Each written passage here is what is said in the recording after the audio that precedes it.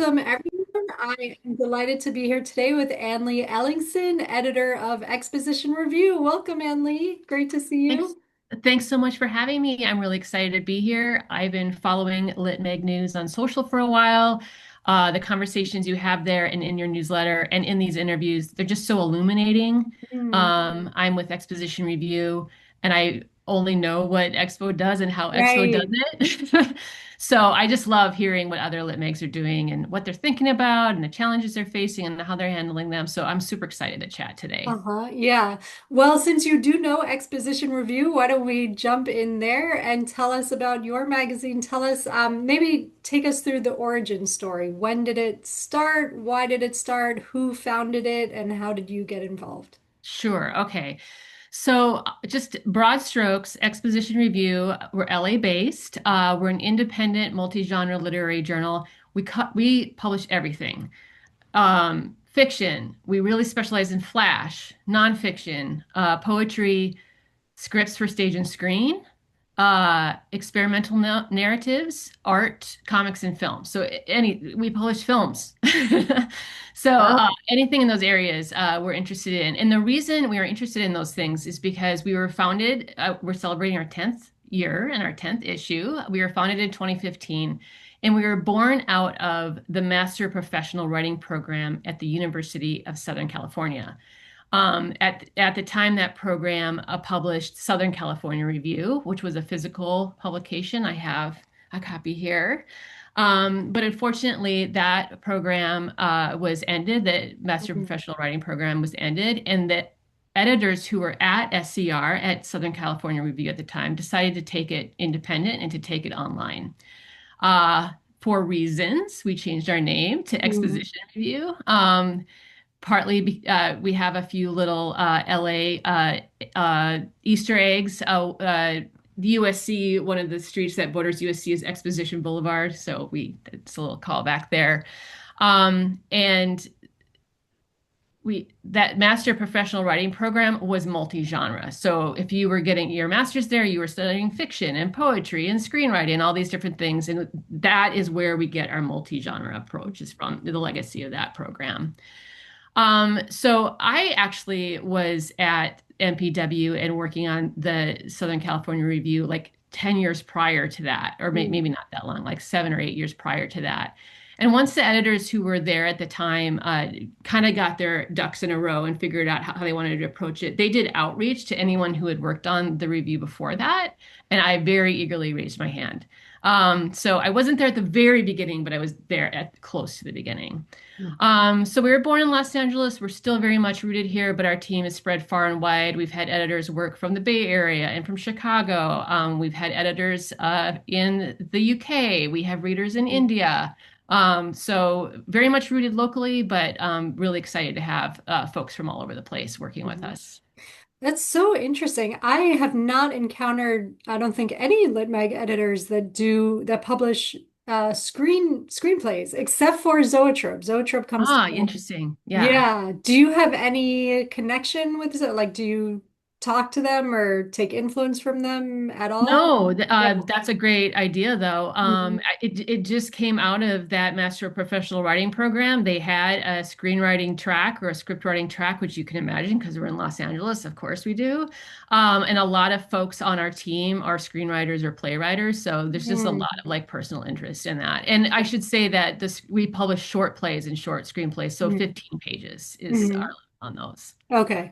So it's not like an excerpt of a full movie. It would actually just No, be it's like a a short. standalone short play or short film. Yeah. Okay. Wow. So do you have different genre editor? How do you approach submissions for something like poetry and flash fiction and then also stage plays and film?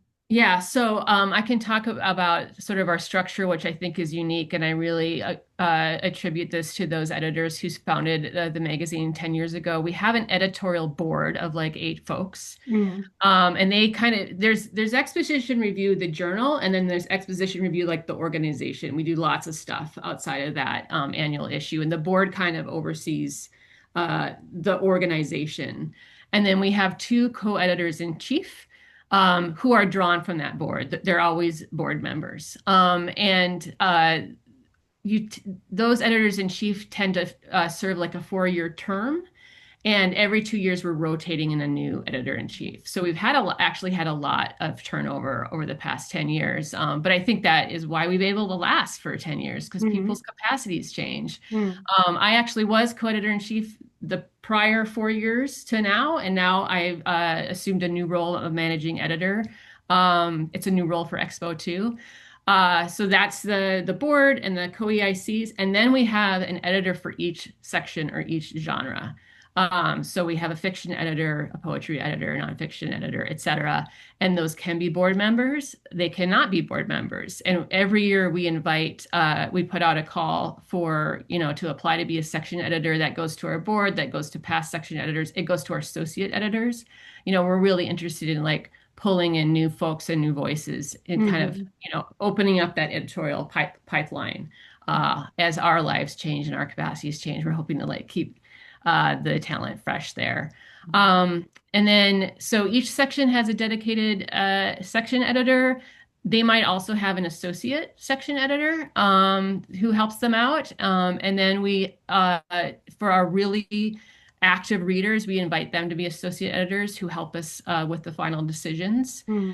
And then we've got a pool of like a couple dozen readers as well. Hmm. So take us through your editorial process. Like, do the Sure. readers start with every submission first and then it moves on to a genre editor, or how does that all work? So we have, and again, this is how we do it. I don't know how other folks do it. I'm very excited to learn. So we have that pool of readers, of a couple dozen readers, and they let us know what areas they're interested in reading. And so it goes to readers first, and if it gets two yeses from readers, then it goes to the section editor. Mm-hmm. The section editor, oh, there's Brianna. Brianna is she was a founding co-editor in chief. She is our visual arts editor still. She's our social media maven. So, hi, Brianna. She was so excited about this. Um, if a piece gets two yeses from readers, it goes to a section editor. And the section editor then can veto it and say, no, I'm not interested in this and we'll Mm-hmm. decline it. But if they are interested in it, it goes into what we call in consideration. And in starting in January, we have in consideration meetings, and that's where all the editors, the EICs, the managing editor, the section editors, and the associate editors all get on a giant Zoom call and talk about the pieces together. So it's very much a collaborative process. And like I said, we're really interested in like growing editorial talent. Everyone has a voice in that room. They have a lot of power to sway opinion if they're really passionate about something. Bree can speak to that. So it's just really important for us to have as many voices at the table as possible. We don't know what we don't know. And, the more people who are in the room, the more we can identify stuff that's really awesome or stuff Mm-hmm. that maybe we wouldn't be interested in after all. Hmm. That's great. So, what kind of instruction, if any, do you give to those readers? I assume they're volunteer, they're just volunteer people who wanted to get involved with the magazine. So, do you tell them, look for this? We definitely want this kind of work. And do you encourage them to err on the side of pushing things up the ladder or rejecting? That's so interesting because there's different opinions among the editors. I'm very much in favor of, especially if you're the first reader, to be as, I guess, to give as much latitude as possible, Hmm. because that first reader has a lot of power. Right. But as it goes up the chain, we get more and more discerning, I think. Hmm. And we're looking for stuff that really. I think it's become clear to us in the past few years. We want to feel something. We want to be affected in the end. Our fiction editor says, don't waste my time. Why did I read this? What was the effect? So we want there to be an arc. We definitely want there to be conflict and tension. We want there to be plot. We want something to happen. We want there to be a satisfying conclusion where the character changes or learns something, or the reader does. If the character doesn't, then the reader does. We're also looking for depth for a second story. Personally, I want to be surprised. I want to read something unexpected, something new, something unfamiliar. And also a strong style and voice. That varies reader to reader. And it's sort of, you got to find your champion. among our readers and our editors for your particular style. Mhm. Just a reminder, everyone, please make sure you are muted. But of course, if you have questions, you can go ahead and type them into the chat and I will work them into the conversation. Um, so that's really interesting because what you described in terms of what you look for to me sounds like pretty conventional short story, like strong character, strong voice, narrative arc. That to me speaks of like a strong traditional Mhm. short story. But you also accept experimental works. Or are those two separate kind of categories? They are. We publish them separately, but we love it when stuff crosses over. We love Mm. hybrid stuff. If you, I'm just going to share our last issue because we have some really interesting experimental stuff. We published an issue called Spring in June. Mhm. I'll just put it in the chat. Um, we have really interesting experimental stuff there. But we like when stuff crosses over and is hybrid. In fact, we've published poems in our nonfiction section. We call them a Mm. poetic essay. Um, a lot of our experimental editors really like to poach stuff from other sections. So, if something comes through poetry that's particularly interesting, our experimental editor will poach that and pull it over to experimental. Um, so yes, very much interested in stuff that breaks the rules. We had a reading meeting last night and had a presentation with our stage and screen editor, and she talked about knowing the rules and then breaking them. Mm. So as long as it's clear that the writer knows what the rules are as they're breaking them, we're interested in Right, that. right. So for the more, I guess, traditionally structured, and I say that totally non-disparagingly, I write completely traditional stories. Yeah, So I get it. yeah, I think like there's so many good ones, and there's so many great short stories being submitted all the time. So what would make a story really stand out for exposition review? Like what would make those readers say, yes, this is right, we're passing it up? That element of surprise, an experience that is new and different, a particular voice that's new and different. I'll say we've considered pieces, they made it all the way to the final round, and they were like perfectly structured, perfectly written, like just all the elements in place. And we ended up turning it down because we wanted something more surprising. Mm. Mhm. So yes, having all those elements in place, but something that is new and different and something we haven't read before, something that's unexpected. Hmm. Can you say more, like what is a surprising element? And I'm asking just out of pure, like I want to learn. I want to do it better myself. So what kind of surprise, like do you mean a character does something unexpected or the voice takes on an unexpected turn or like maybe even if there's an example from a recent issue, like some way that the Yeah, story surprised you. I think for me personally, a lot of it is what experience it is portraying. And if it's Mhm. something that I haven't, a particular life experience or setting or character that, Yeah. I don't run across in my daily life or haven't run Mm. across in my daily reading. Hmm. That for me personally is what I'm most interested in. Sure. Um, we have a piece in the spring issue. This also came up at our meeting last night. It is called "The Shape Your Brain Makes." Hmm. This is a story, speculative story about a world not unlike ours, where when people die, this gets a little morbid, their loved ones take their brains to an overpass and drop them. And the shape that the brains make when they hit the pavement tells their loved ones what animal they're going to be reincarnated as. Wow. So that never read anything like that before. Yeah. And it Right. has, and it's has very strong first person narrator talking Mm. about, they're a worker under the bridge, building this world and relaying their Mm. personal experience with it. So that, I mean, I've never read anything like that. Mm. Um, that was that writer's first published piece, which we were super Wow, excited. Yeah, that's I mean, great. we just loved it when it hit our in consideration meetings, and we were just even more excited to realize that this would be their first published piece. So why do you think that piece worked? Because I could see it. I think sometimes pieces with like a very kind of wacky or wild conceit can just become about the conceit itself. But what was it about that piece that actually stuck with you? I think it was the voice. So, the narrator is a young man who is he's on cleanup crew under this overpass. And he has a personal connection to the grief that the folks on the Mm, overpass are experiencing. And it just has a really strong first person point of view narrator hmm.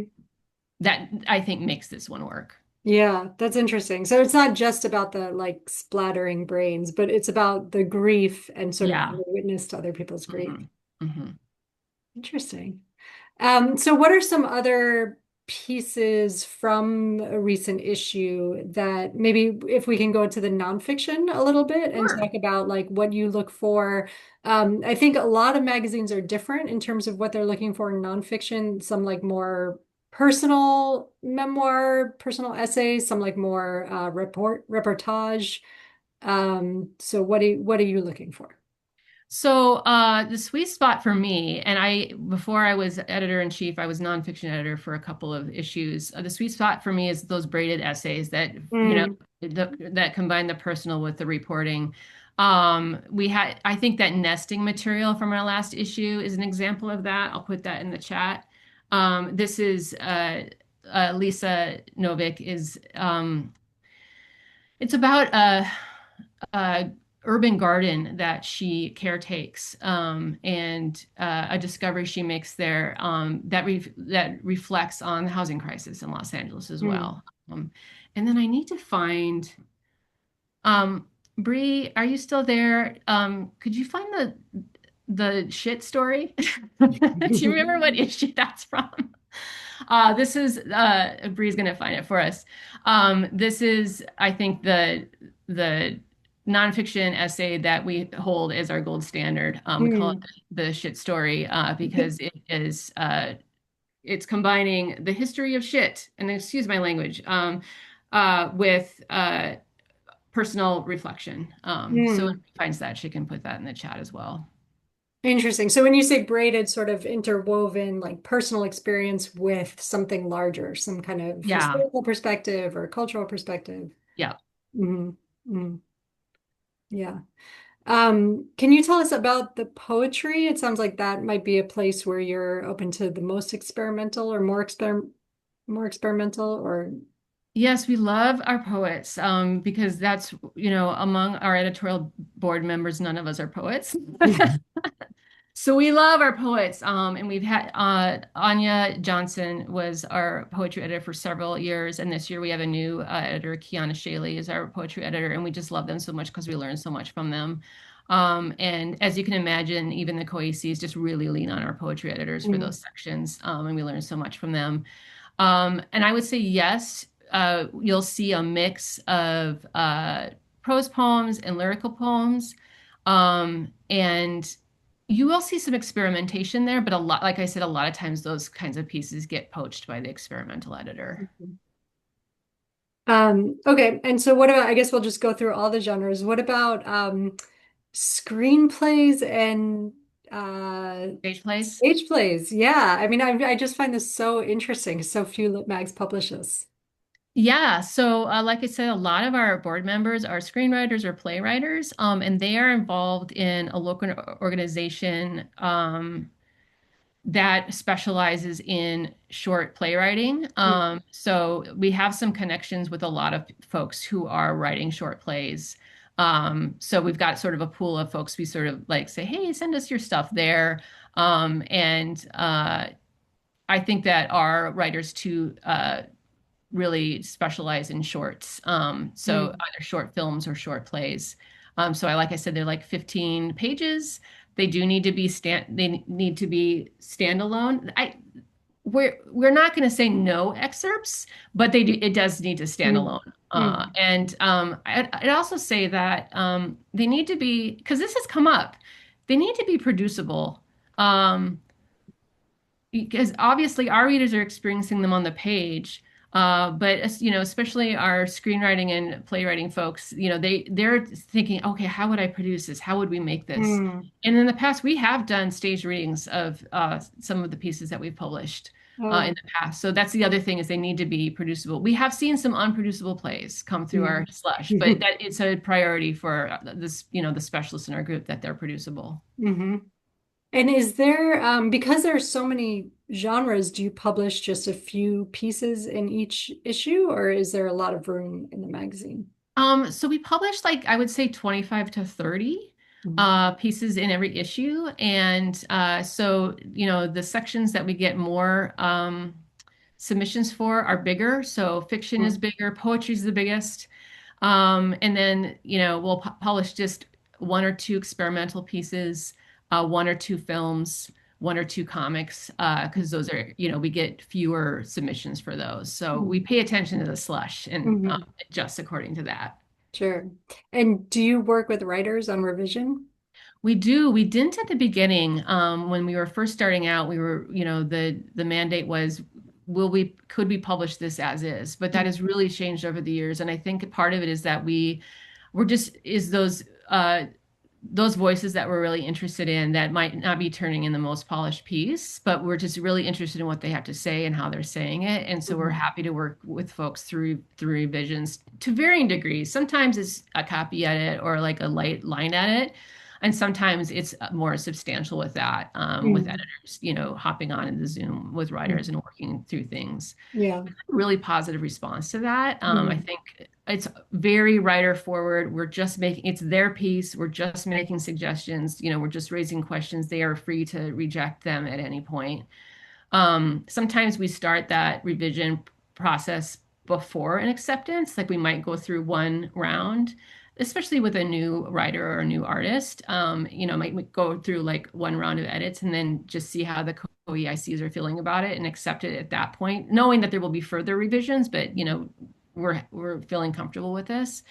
Sometimes we just accept it and say, hey, we have some ideas, and it's just very open. To the writers to accept or reject those ideas. Mhm. Mhm. It's my favorite part of the process, honestly. Like Yeah. once we have the pieces that we want in the issue and we start working with the writers, that's my favorite part. Hmm. Hmm. Yeah, I think writers love that part too. It's always, I mean, I'm always amazed when I hear that writers would reject suggestion or wouldn't want to Mm.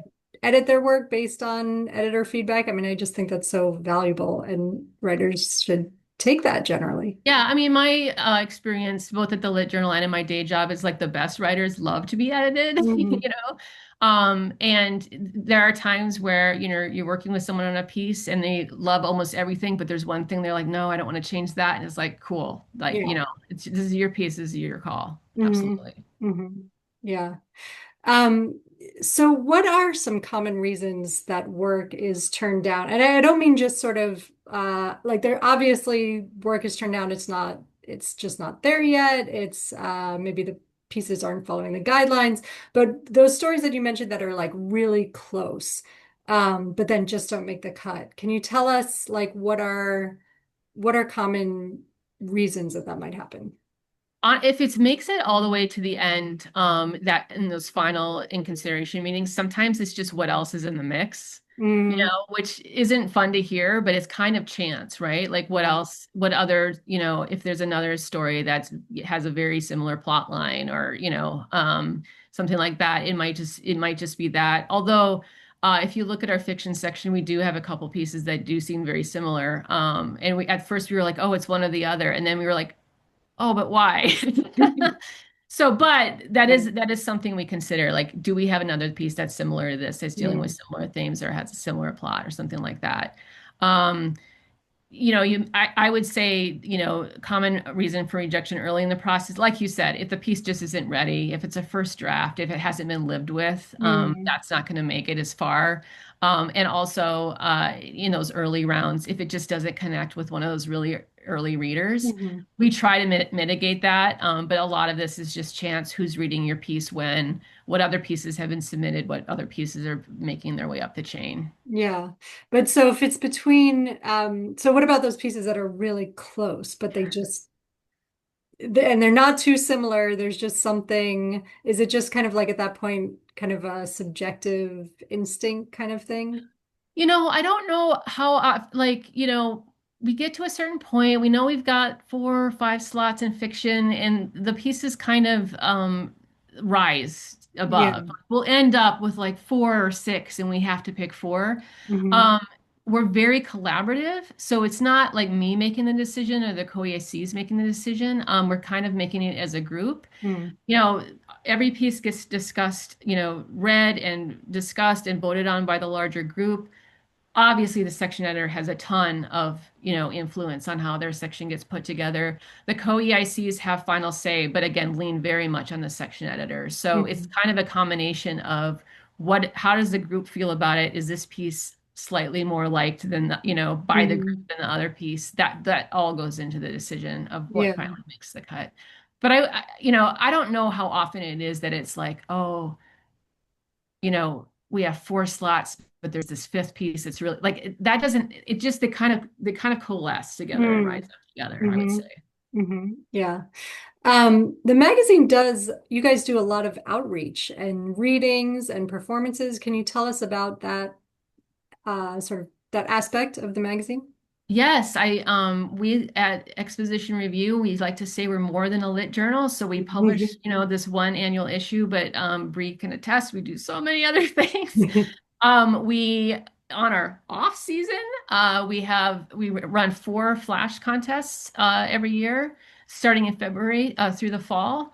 Um, And again, that's also multi-genre. It's called Flash 405. It's named after a notorious 405 freeway, but the 405 is the word count for the prose pieces. So we have the Flash contests.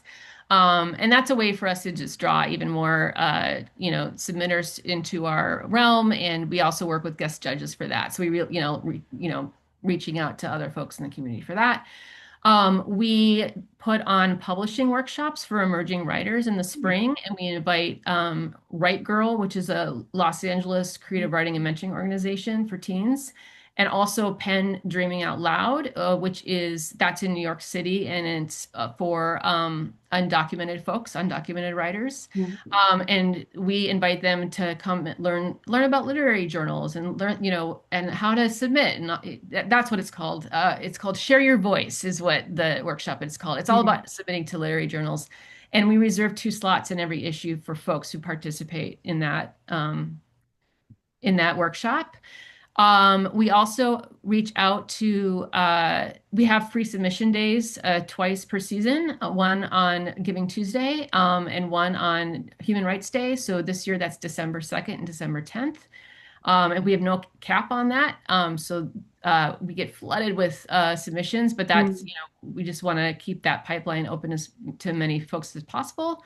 We also do outreach to folks like the Penn Emerging Voices program, Lambda Literary, Right Girl alums, various groups like that, and invite those fellows and alums to submit to us anytime for free. They can just email us directly. Mm. And then yes, our events. So we always have a launch reading with when we publish our issue, which is awesome because we can meet our contributors and hear them read their pieces and that's just a really fun celebration, especially after we've worked so hard for so long on the issue.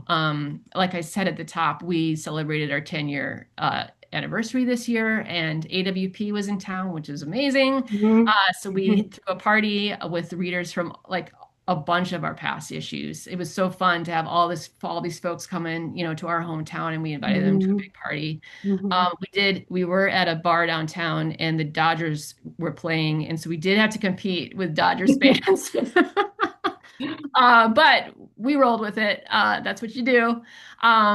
And then we've done panels at other AWPs. I think I mentioned earlier a couple of years we did stage readings of our stage plays, put those on. And we've also done panels at poetry festivals and lit crawl. And often those include a micro workshop where we have a little prompt and we write together, and there's a little bit of an open mic at the end of those. So, yes, we like to say we're more than a lit journal. We keep Mhm. very, very busy. Yeah, it sounds like it. It's interesting because you were saying you don't have any like certain knowledge of what the other literary magazines are doing, but it sounds like you're very involved in the literary and artistic community where you are. We try to be. Yeah, we try to, attend other folks' events, and connect with other organizations. That's really important to us is connecting with Mhm. other organizations and reaching out to to their programs. And I just mean that Expo is really the only ecosystem that I've worked in. So I just know how we do it. So Mhm. I'm always curious to hear how other folks' workflows are. Sure. Can I ask about the magazine's funding? Interesting. Okay. First say, we are all volunteers, all Mhm. of us. We pay our contributors. We pay $50 per contribution, and we pay our interns. They get a $250 stipend for their fall internship. All the rest of us are volunteers. And we do charge a submission fee. It's $3.50. That was what we started with, and we haven't raised it in 10 years. And then using that funding, that's what we use to pay our contributors. So the size of the issue is dependent on how many paid submissions we get, because that's where we drop. That's how we pay our contributors. Our flash contests are $5 per entry, and then the size of the prize depends on how many entries we get. Like first place gets 40% of the pot, and second place gets 20% of the pot. So that is a little bit of funding for us. Mhm. And then otherwise, we get some donations. We are fiscally sponsored. We're not a nonprofit ourselves, but we're fiscally sponsored by Fractured Atlas, if you're Mhm. familiar with them. And they do, for example, they do a campaign every spring where uh, every time someone donates to you, that puts your name in the pot for a pool for like $1,000 that comes from Fractured Atlas. Mhm. We got that this year, so that Oh. was really nice. And then we just have some, really generous donors. Mhm. And I'm like, they might a really generous donor is hundreds of dollars, not thousands of dollars. But Mhm. we have some folks who are just regular donors to us, Mhm. but pretty lean and mean, and really run on. It's a passion project for our Yeah, sure. volunteers. Yeah. Do you do fundraising activities or is it like there's just not time, not Some bandwidth? online, yeah, we'll do like a year-end campaign, or a spring campaign, a social campaign. Bree Mhm. runs those. So we do a little bit of like online, like social media type Mhm. of fundraising. Mhm. Yeah, that's so interesting. There's a question here about how you choose your theme issues. Are all issues themed and how do you choose? Oh, I'm so excited to talk about this. Yes. So, in fact, we are currently open for submissions for our next issue, and I'm going to put the call for submissions in the chat because the theme is parasocial. Hmm. The theme is one thing. I've talked a lot about how collaborative we are, and how it's just very much a group project. But the theme is one thing that the co-ICs pick together, and it's a big surprise in the fall when they unveil it to the rest of us. Hmm. And a lot of times, the theme will reflect something. It's the kinds of, it's the pieces we want to see in the slush, but also something we're experiencing ourselves as an organization. So I'm not sure what parasocial says about us. But our last issue, the theme was spring, Hmm. and it was our 10th anniversary. It was our 10th issue. It was a big milestone issue, and there were a few reasons behind that. One is we have this a metaphor internal. We're big on metaphors, but we have an internal metaphor that we're the well. Coming to the well, returning to the well, and I think that speaks to all the organizations that we work with. And so when Laura Rensing, who was co-editor in chief with me last year, when Laura and I picked the theme of spring, that's what we were thinking of was like well springs. Hmm. But it's also seasonal, right? Like when you hit a 10-year milestone, you're thinking of uh, seasons and like rebirth and that kind of thing. So um, that's where that theme came from. I'm super excited about parasocial. I think our submitters are too, because we like our submission rate is far and away more aggressive than it has any year prior to this. So So I think interesting. people are really excited about it. What kinds of things are you seeing? Actually, this is funny. I've never talked to an editor about what they're seeing now in the submissions. I don't know if you wanna, if you can reveal that, but what kind of things are What's you so seeing in funny response? is there's Yeah, always a theme and then there's a sub theme, like a right. sub, like something like emerges. I don't know what it will be for parasocial yet. But for spring, interestingly, ironically, it was death. We had a lot of death in our last Huh. issue. But I think that's fair. That's part of like the cycle of life. I think the wonder issue, that we had a lot of birds that issue.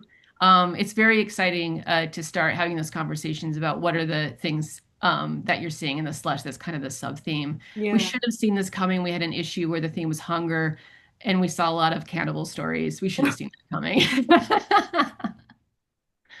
Wow. Are you seeing like with parasocial, are you seeing a lot of like social media kind of I internet? personally am not too far in the slush right now, like I because see. I'm like administering, Right. but I think that's something that I would imagine we'll see out like celebrity, I All right, I'm think, gonna is go. something that we'll Mm. see.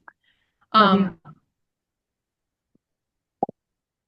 Um, so what else? Like unreciprocated friendships. Mm. Mm. Things like that Yeah, is, I yeah. think is, and what's interesting too about what is very interesting about what I'm seeing in the slush, at least from an administrative standpoint, is we have far more fiction submissions than even poetry, and it's Mm. usually the opposite by Oh, far. really?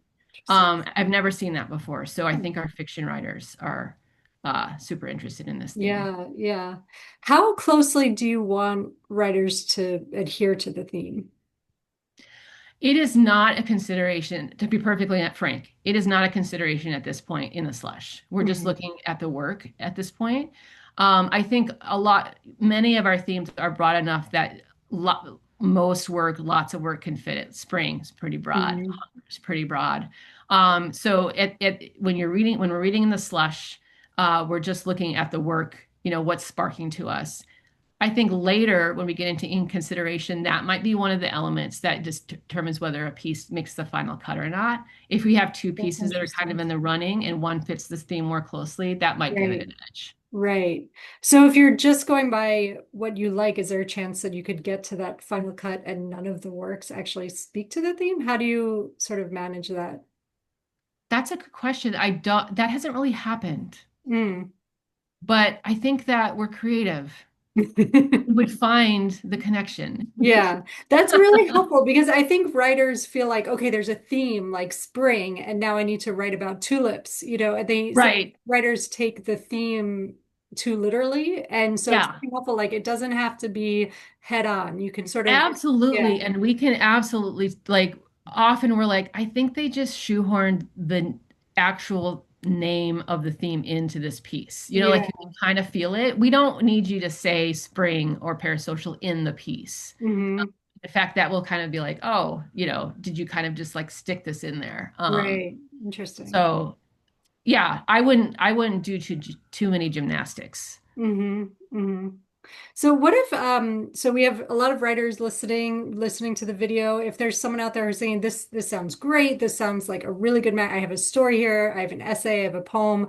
What would be some advice that you might offer before they hit submit? Like what should they look for one final thing in their work? Anything in particular? Should they know something about story openings, how to kind of grab the reader's attention? Um, I would say Uh, just broad strokes, if it's a piece that you've kind of lived with, it's not something you dash. Obviously, Yeah. we're pros here. Don't dash something off and send it off. So something that you sort of lived with. Mm. A really, if you are a fiction writer, I know this because we just had a presentation a few weeks ago from our fiction editor. He likes it when stories start as late as possible, as Mm. far into the action as possible. Hmm. Um, and he's the one who's like, don't waste my time. I want to feel like I've learned something or felt something at the end. And like, and he'll very much identify, if there's 3 pages of like padding or just sort of like spinning wheels, um, Mm-hmm. look for those where something's not advancing. Mm-hmm. Mm-hmm. And nonfiction?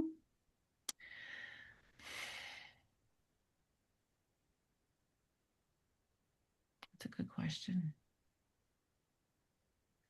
I think that it really in all sections is the piece doing more than one thing. I Mm-hmm. think that's why we like not, I personally like braided essays in nonfiction because it's doing two things or more than two things. So I would be interested in, something in the nonfiction section. If it's about one thing, is it also doing something else? What's the understory to it? Mm-hmm. Mm-hmm.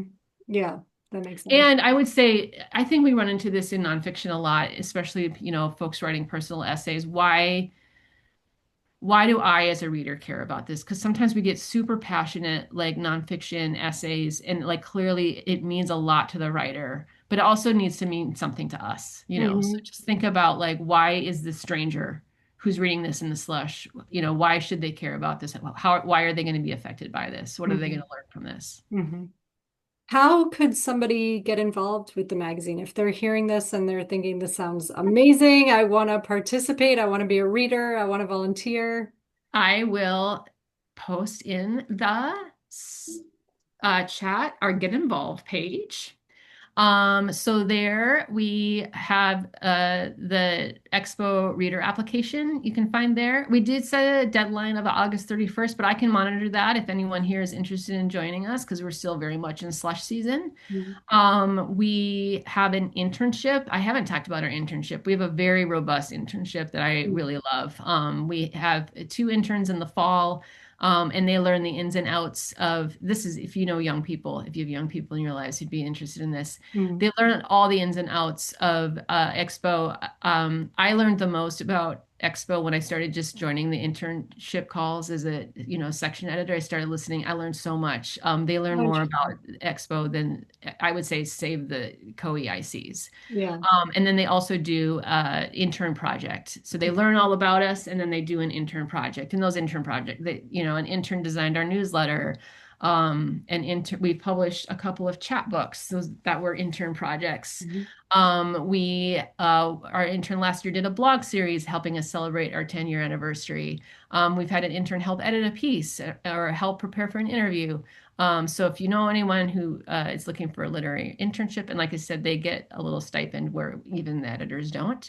And then, of course, on that page is, where we can accept donations. But if you want to get involved as a reader, I would fill out that application. If you want to get involved as a contributor, like send us your stuff. Mm-hmm. If you know other groups that we should collaborate with, we'd love to hear about them as well. Mm-hmm. And for any writer who sends you their work and they get rejected, should they keep trying? I know some writers feel like when they get a rejection, their work immediately it means it's not right for that magazine. But should writers sort of persist? Yes, we love to see a repeat submitters in our queue. I should mention that we also do a lot of feedback. If it's past the deadline now, but we to encourage early submissions, anyone who submits to us by October 31st gets guaranteed feedback, just Oh wow. a few lines from the comments from our readers. And then if any piece that makes it in consideration, that farther stage, they also get feedback.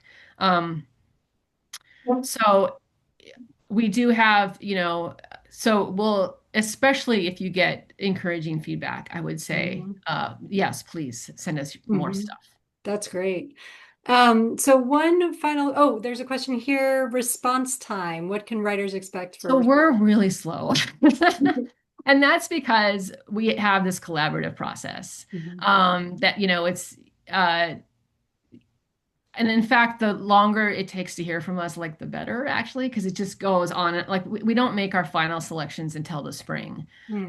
And we're just processing lots of submissions, and it's a little bit on me to get those declines out in a timely manner, and that it, depends on my personal schedule. But we're very, very slow. We've kind of accepted it because that's just our process because there's so many voices in the room. I know that can be frustrating for writers, but just know that we are considering your piece and we're considering it carefully, and that's why it takes us so long. So slow is about 8 or 9 months or Oh, longer. we publish within 9 months, so I would Okay. say like six. Oh, that's not that slow. Okay, well, that's good to hear. I mean, it can feel slow, but yeah, there's definitely worse. I'll say that our fiction editor, Dave Gregory, he also has his own literary journal. Just it's his one-man operation. Yeah. He has like one of the fastest response times on Duotrope of like Oh, any. wow.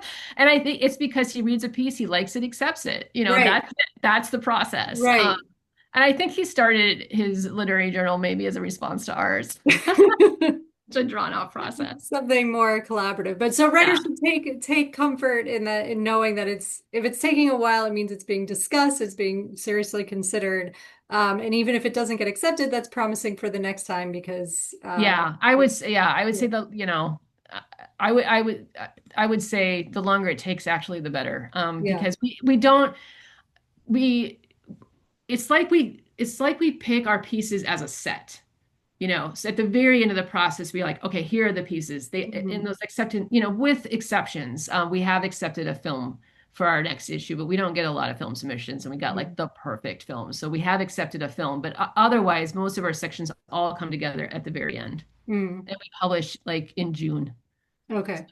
That makes sense. And you publish just one issue per year? Yeah, that one Yeah. annual issue, and then we have those flash contests Hmm. in February, April, July, no, June and August. And Hmm. those all get pulled together into an annual issue as well. Hmm. But as far as like the traditional annual, publication, it's once a year. Right. Okay. And so one final question. This is a question I ask all editors, but I think it's particularly relevant in this case because it sounds like you have a full-time job. In addition to this, you're all volunteers. Um, sure you've got other obligations, a personal life, you'd like to sleep, presumably. So what keeps you motivated? What keeps you inspired? What keeps you wanting to edit a literary magazine? I thank you for asking that. I gave this some thought, or tried to give them some thought because it is a lot of work, and you at a certain point, like, what, why am I doing this? Mhm. I like all of us on this call. I love the written word. I love story. I also have a background in film criticism because I also love films. Mm. And I realized a few years ago, although I went to the Master of Professional Writing program, I have a background in journalism. I'm really an editor at heart. That's where my passion lies. And I just want to see more stories in the world. I just Yeah. want to, read more writing and see more stories. And so I want to use my skills and experience toward that end. Um, and it is, I sometimes, get asked, what's your favorite part? Because you just get so head down, you're just like filling out spreadsheets and managing declines and, you know, preparing pieces for the editing process and going through the editing process and getting it to the designer and collecting the bios and the contracts and Mhm. all the pieces, and also you're planning a launch event at the same time, and you just get so buried in the work that you lose sight of like how special how you're contributing to a very special moment for the writer or the Mm. artist, right? Yeah. The first issue I was co-editor in chief was volume 7. The theme was flux, and I remember back then we really had it together. When we sent an acceptance, we had, hey, we're having a reading at this date, at this place, please let us know if you can join. And we had this poet, Zachary Guerra. Um, he responded like immediately and said, I have my plane tickets. It's coming from Michigan to Los Angeles. He brought his whole family, Oh, wow. and he brought his whole family from Michigan to Los Angeles to read like for a minute at our launch reading. That's so And sweet. it was so special. I'll share, and that was I'll share that piece. that was a special piece too, because he submitted it as a poem and we published it as experimental, and it's very personal. You'll see why. And I just think back to that and how special it was for him to have his piece published and to be able to read it with a group that he like flew from Michigan and brought his whole family. Yeah, So that's when wow. you're like, oh, That's that's why we why. do this. Yeah, wow. That's great. Well, thank you so much, Annlee. This was Thank really you. wonderful. This was awesome.